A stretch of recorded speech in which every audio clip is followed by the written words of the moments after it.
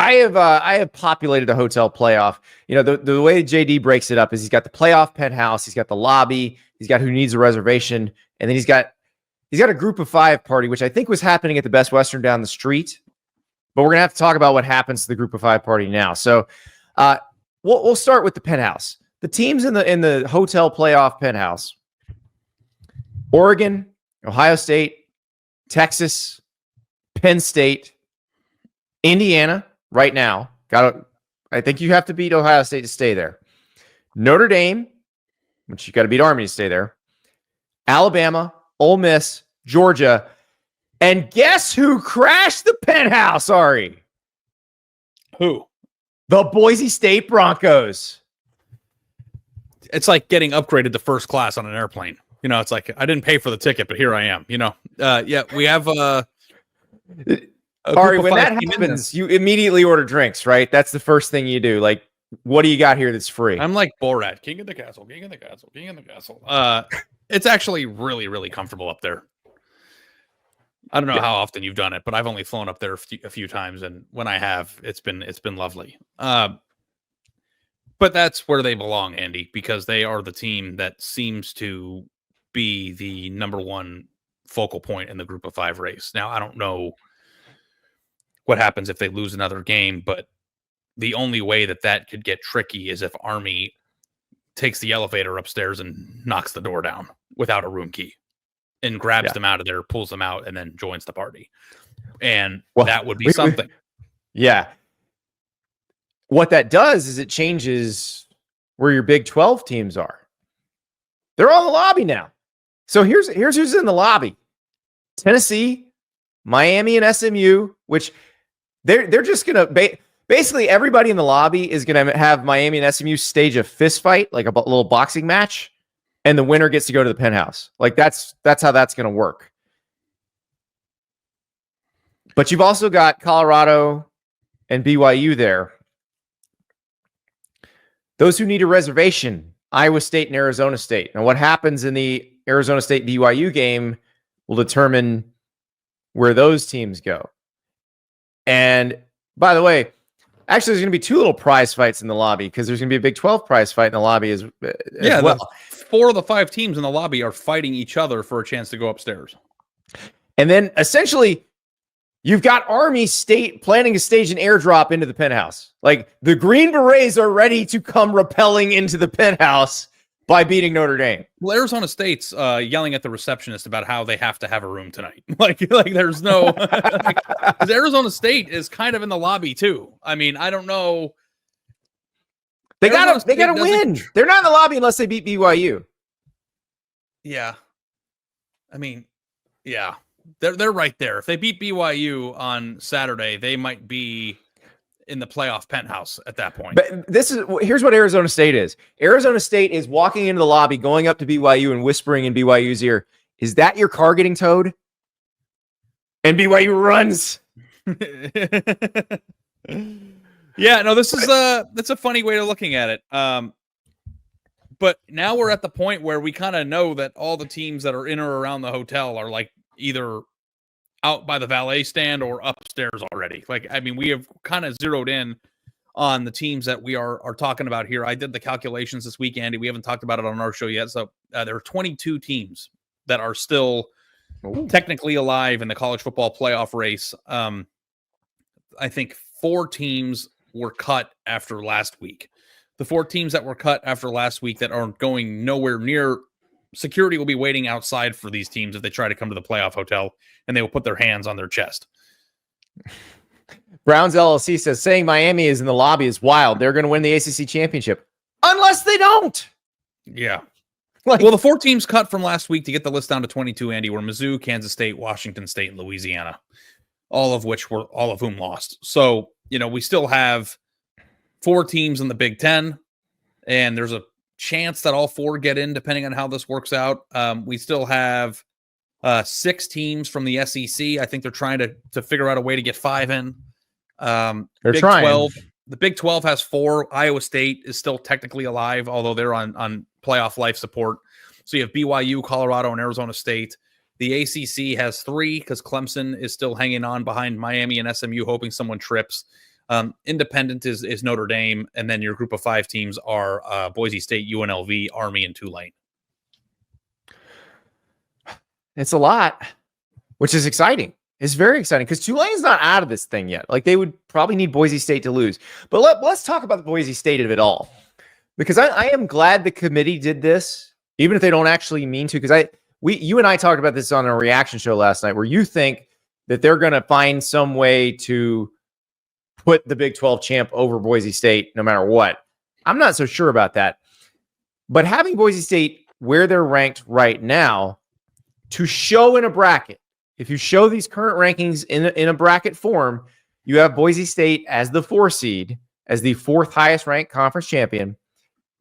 And it makes people understand that it is not tied to power conferences. Like, there's nothing in the rules that says those 4, the ACC, Big 12, Big 10, and SEC, get the top 4 seeds. Like, it's the 4 highest ranked conference champs get the top 4 seeds. The 5 highest ranked conference champs get in.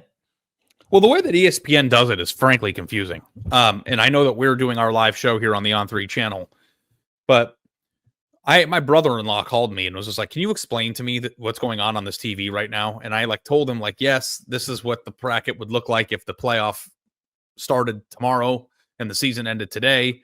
They keep taking teams off and putting teams back on. This is the first year we're doing it. I thought they've done an okay job explaining it, but if you're coming in blindly, not understanding the rules, you would be confused as to how BYU is sitting there at 12 and Boise State's there at 4, based on just what we know about the conferences these teams play in. Now, I do think that, Andy, if the Big 12 champion is a 2-loss team, merits of getting through that schedule with those 2 losses are probably stronger than being a 1-loss team in the group of 5, even though Boise's only loss was to Oregon on the final play of the game in Autzen early in the season. But maybe I'll be wrong. I don't know. I don't know where you stand on that. You think that Boise's resume would be do you think that they're better than Colorado? Let's say Colorado wins the Big 12 championship. So Colorado's best win would be BYU probably, or Arizona State, depending on who wins that game. Remember, Arizona State's actually favored in that game this weekend. The losses Colorado suffered would be Kansas State, where you can say, hey, Travis Hunter was out for the second half of that game. But also Nebraska, where they got destroyed by a Nebraska team that may or may not be bowl eligible. We'll find out. So I actually think there will be a more robust argument about whether Boise State should be in over those teams, whether it's BYU, Colorado, or Arizona State. Yeah. And maybe I'm just off on this. I'm kind of going based on, this is a new system. We're doing something for the first time, but the people doing it are not that different, and how we view group of 5 teams versus power conference teams has always been, like it or not, group of 5 teams are perceived to be second-class citizens. And I'm assuming that based on, Boise State's resume, because, hey, Andy, guess what? Boise State has the best loss or the second best loss in college football behind Ohio State, but both in similar fashion on the road at Autzen. And they have a top 25 win because UNLV jumped into the top 25. Why are they ranked where they are if the committee is prone to do that? They're still outside. Also beat Washington State. Yeah, that got a little worse on Saturday because they lost. But yes, good win.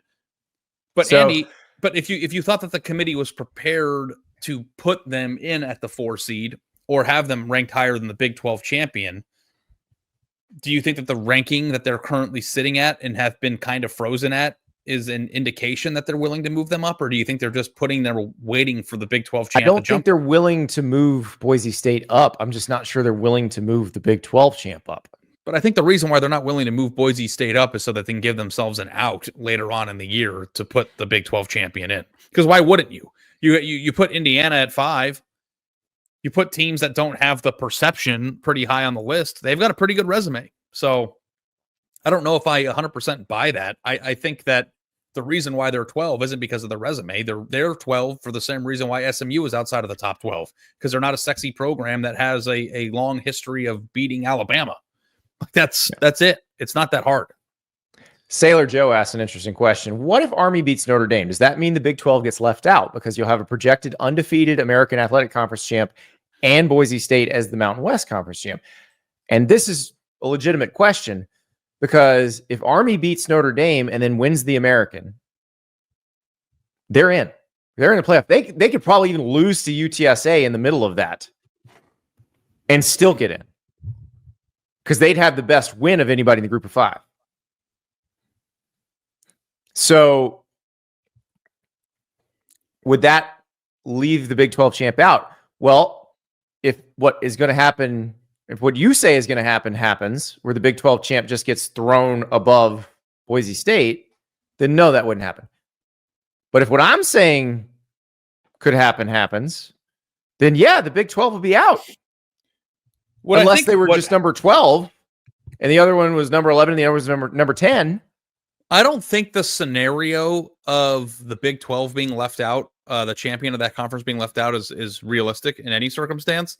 But I do think that the interesting thing about the Army, what if Army wins people, is that if Army wins, then you're going to also get to remove a team that seems pretty locked into the field right now. So you would just replace Notre Dame. It gives you an extra spot. You're not squeezing in. You're just swapping who's taking a spot that's already. But I don't think people understand. So, like here's Alpha Dog says Big 12 champ is going in over the American Athletic Conference champ. Not maybe if it's undefeated Army. No, it's not.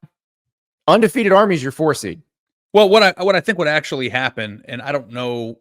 I mean, let me ask you this. What do you think would happen? Do you think that the committee would find a way to find a spot for the Big 12 champ in this circumstance, or do you think they would just throw another SEC team in there now that they're not obligated to? They throw another SEC team in there. Yeah. So if Colorado was a 2-loss conference champion at the end of the year, like you would just send Tennessee over them? I think the committee would. You do? Yeah. And then why does that not also extend to Indiana? Because they play in the Big 10? Right. Because Indiana's in the Big 10. To Indiana. And Indiana's a 1-loss team. They're not a 2-loss team. Also, you don't really want to look at Indiana and Colorado as common opponent if you're Colorado. You really don't want to have that conversation. Yeah. I just think it's interesting that you think that they would just throw Colorado aside, but like Indiana's a made man in the same general debate. Yeah. The Big 10 and the SEC are different animals, and will be treated as such. Yeah. At the same time, while Indiana's been negged in the entire rankings situation because of their shitty schedule. Okay. But Colorado's schedule is not really much better. No, what I'm saying, though, is that like Indiana is not protected because they play in the Big 10. They've already been held back because of their shitty schedule. They're being protected. They would be protected because they play in the Big 10. They're not being protected against Tennessee. SEC Big 10 argument is a different animal than SEC Big 10 versus I know, but that's what we're debating right now. Yeah. Like, If Indiana's a 1-loss team at the end of the year, Colorado is a 2-loss conference champion, and Tennessee is a 2-loss SEC team that didn't play in their conference championship, and there's only 2 It'll spots. Be Tennessee or Indiana. It'll be Tennessee or Indiana. There's 3 spots, or there's 3 teams in 2 spots. It'll be Tennessee and Indiana.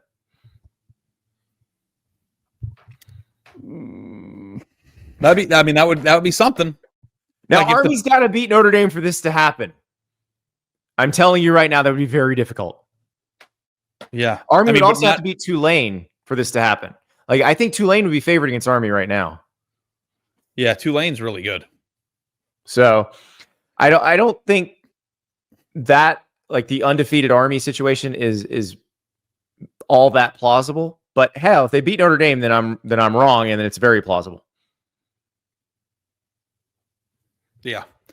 That'd be something if the Big 12 champ got left out in favor of a group 2. Group of 5 team taking a Big 12 spot would be something. So let me ask you this, Ari. One of the other things I noticed in the committee rankings last night, Georgia only moved up 2 spots. Were you a little surprised by that? No, because there was nowhere for them to go. Like it's easy to say, oh, they should have jumped up 7, but then when you do that, who do you jump in front of? Because you can't put them in front of Ole Miss, and you can't put them in front of Alabama. So you have a log jam there because you have Indiana and Penn State and Texas and all. But you have Alabama ahead of Tennessee. And they have the same record, and Tennessee beat Alabama. No, I know, but Tennessee doesn't like. That's the only tent pole on their resume, right? Like I think Alabama's got Tennessee. Georgia and what? I gotta go look this up. This is like I need my calculator because I my don't think SAT LSU is going to calculator. mean as much as people think. Like if LSU has a bad couple weeks here, that beating LSU for Alabama is not going to mean that much. Yeah, no, I guess you're right. Yeah. So how would you put it then? Oh, I'm not saying they did it wrong. I'm just saying. Well, I think the question was, are you surprised that you have to have Alabama above Georgia and you have to have Ole Miss above Georgia? Like the Ole Miss above Georgia makes the most sense because that was the most decisive of those games.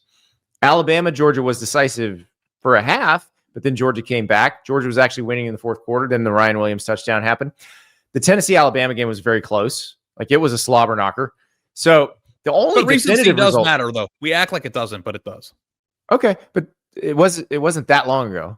The only definitive result in all of those is Ole Miss, Georgia, and I think that's what they're using because it is so definitive. They're like, we cannot possibly put Georgia ahead of Ole Miss. Yeah, I mean, and also too has to be said. I know they only have one loss, but Texas is number 3, and they got their ass kicked by that team. So, like, I understand that it's not just head to head, but just based on the recency of Tennessee's loss, I think is the reason why they're treated the way that they are. And I think that that's okay. I think that recency bias is fine because recency decisions because they're going to play in the playoff now and not in September. I want to know how good a team is right now. What happened in September is less important to me than what happened on Saturday. So maybe that's just the way that I think, but that's just how it is. Oh, so, you're gonna piss people off in the chat. I can tell you that right now. Because there's a group of people. It's resume. Well, the people who are mad need to understand that no matter how you work it out, someone's going to feel the way the people that are mad feel. So like, there's no way to win. Yeah, like there's nothing I can say that won't piss off one fan base. Well, and the committee is told pick the best teams. They're not told pick the most deserving teams. But it wouldn't matter if you said pick the most deserving teams because the words best and deserving are both highly subjective and different for different people. So. Yeah. But in terms of just the SEC cluster, there you can't get those 3 teams higher in the poll because you have the teams that haven't lost or only have one loss clogging up. Like maybe you could drop Notre Dame because their loss is so bad. But maybe, but let me tell you something, buddy. There's some SEC folks that are mad, like big mad that Indiana and Penn State are where they are, and Georgia, Ole Miss are down where they are. Well, you can tell them that losing matters. It's not just especially the Georgia fans, but it's fun for me as the SEC honk because they think they're texting me to get sympathy and that they're going to get sympathy from me. And I'm like, why are you scared of going to Bloomington? You should be embarrassed as an SEC grad to be scared of going to Bloomington. Like what the SEC should not want, because obviously they're going to want higher seeds. But the thing that would be the most hilarious for the SEC people, like the thing they would get the heartiest laugh out of would be 3 of their teams have to go north to play 3 Big Ten teams, and they kick the crap out of them in the playoff, and they just laugh for the next year. Yeah. Like that. I guess that's kind of on the table, but maybe, but it's so funny because they're so scared of it. Like the SEC, the Georgia fans are like, but Greg Sankey needs to do something. But no, he doesn't. I think there's a distinction. Being scared. Go beat Penn State at Penn State. There is a distinction between being scared and feeling like your perception is that you're being disrespectful. I think that like SEC fans are entitled. It's more fun to make fun of them and say they're scared. Yeah, no, but I'm saying like they feel like they should be considered the best all the time, no matter what, even if they're not the best. And right. They do. But I actually think one of the leagues doing something like that would change the committee's behavior in future years. But the committee's behavior is already going to be pro SEC this year, Andy. Like they don't need to go do that. We're already going to do that. It's not pro SEC if Penn State and Indiana are higher than the SEC teams. You'll see. Well, that's what I told the scared Georgia fans in my texts. Because I was like, listen, guys, we've seen it before from the committee. Like the first year of the playoff, we saw it with the Baylor and TCU thing. Remember they had TCU above Baylor every ranking till the last one?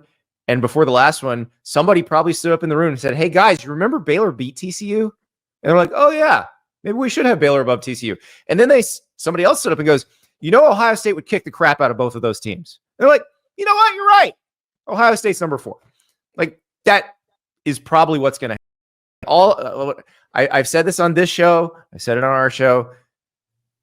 You will look deep into your soul if you're a committee member right before that last ranking. And you'll probably have some different opinions than you've had recently. Nicholas paid in the chat for this. I'm afraid Nicholas isn't going to get his money worth. How do you feel about Bama and the Sooners? Roll Tide. Have you watched Oklahoma play? Alabama's going to kill Oklahoma. Like, is anyone doubting that? I put in for a credential request to go to this game at the beginning of the year, and the one of the Oklahoma SIDs like emailed me. She goes, "Hey, bud, are you still coming to this?" I'm like, "No, I'm not coming anymore." And he goes, sorry. Yeah, sorry. Been a change of plans, but it is. I think that it's going to be a pretty bad loss. Kind of bloodbathy. Yeah. College football sickos, make sure you're subscribed right here to the On3 YouTube channel. Also want to make sure y'all know the Hard Count brought to you by our friends over at Prize Picks. Playing with Prize Picks using code HARDCOUNT, $5 in lineups gets you $50 in promo funds. So appreciate y'all using that code and appreciate you being subscribed.